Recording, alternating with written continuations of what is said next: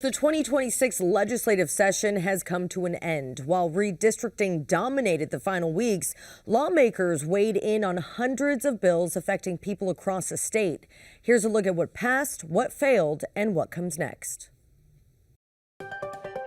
After 12 weeks of debate, committee hearings, and late-night floor sessions, Louisiana's 2026 regular legislative session has come to an end. More than 1,000 bills were filed, hundreds passed, and some of the session's most consequential decisions may ultimately be made in the courts.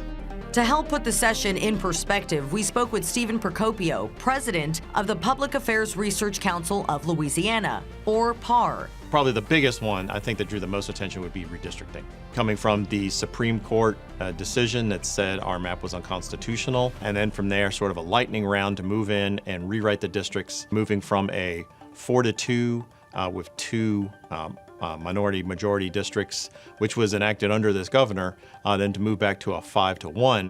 Less than 4 weeks after the U.S. Supreme Court's decision in Louisiana versus Calais, lawmakers moved quickly to redraw the state's congressional map. The debate sparked emotional testimony from civil rights advocates, voters, and elected officials who argued the changes would reduce Black representation in Congress.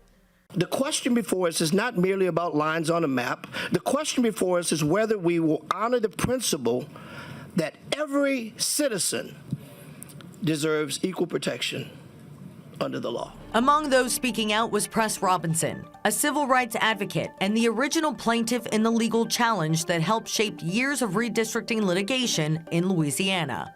You're denying a large segment of your constituents the opportunity to participate in the political process. That is wrong. That is against our Constitution. That is against everything, supposedly, that we stand for. But racism is alive and well. However, supporters of the map said it complied with the Supreme Court's decision and reflected the legislature's policy judgment.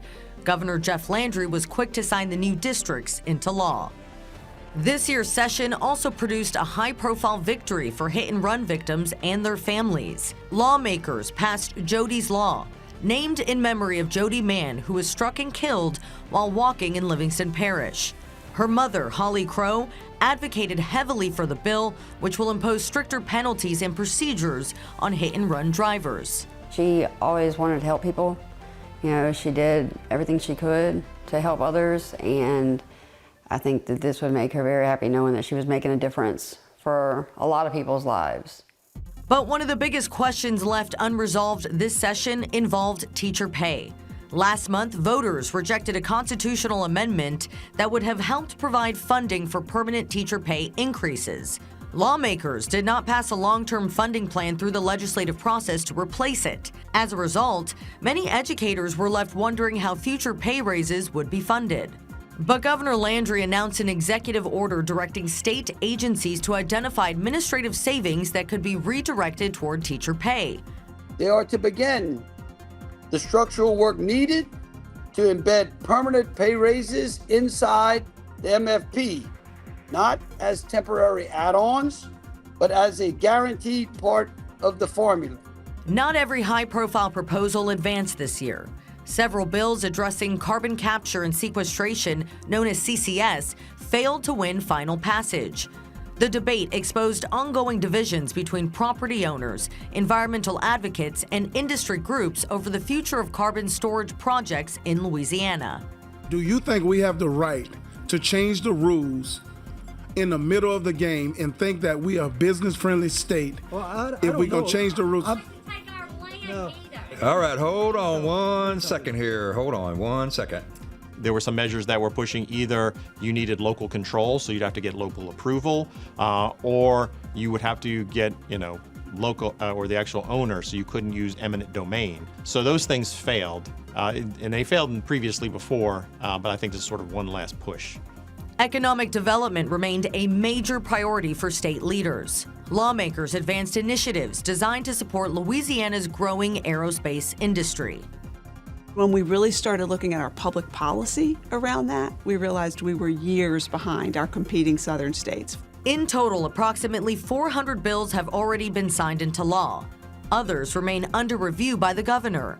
He still has the power to veto or line-item veto legislation, leaving open the possibility of a veto override session later this year. As the session comes to a close, many of the state's biggest questions remain unsettled. The new congressional map is headed back to court. The future of teacher pay remains uncertain. Debates over carbon capture are expected to return, and hundreds of new laws are preparing to take effect.